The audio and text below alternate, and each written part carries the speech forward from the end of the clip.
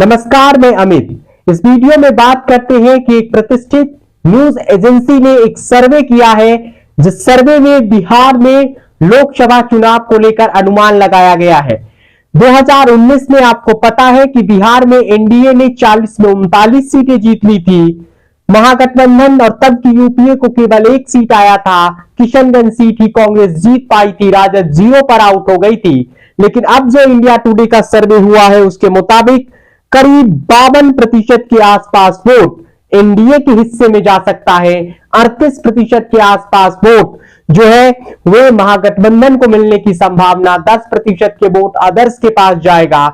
जहां कहा गया है कि करीब 32 सीटें एनडीए गठबंधन बिहार में 40 में जीत सकती है, तो 8 सीटों पर महागठबंधन सिमट सकता है, यानी 7 सीटों का फायदा, जिसमें राजद 1 से बढ़ के 7 तक पहुंच सकती है और कांग्रेस 1 के 1 रह सकती है। बीजेपी फिर से 17 की 17 सीटें बिहार में जीत सकती है।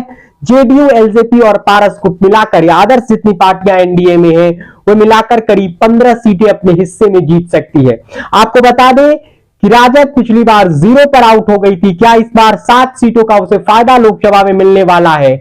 और क्या नीतीश कुमार को एनडीए की तरफ लाने से एनडीए को फायदा हुआ है? लेकिन उतना फायदा नहीं हुआ है जितना 2019 में 40 में 39 सीटें एनडीए ने जीत ली थी।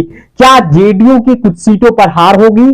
क्योंकि बीजेपी तो इस सर्वे में दावा हो रहा है कि बीजेपी 17 की 17 सीटें जीत जाएगी और कमोबेश हर किसी का अनुमान यही है कि बीजेपी बिहार में 17 सीटों के भीतर ही चुनाव लड़े। वैसे 2017 के चुनाव में 19 के चुनाव में बीजेपी को 23.58, जेडीयू को 21.81 और एलजेपी को 7.86% वोट मिला था। लेकिन इस बार क्या बीजेपी को नुकसान होगा और क्या फायदा में हो सकता है आने वाले दिनों में और आने वाले लोकसभा चुनाव में राजद को? क्या यह मामूली फायदा आगे और बढ़ेगा या फिर यह फायदा इतना पर ही सिमट जाएगा? क्या तेजस्वी यादव राजद का खाता 2024 में खोल देंगे?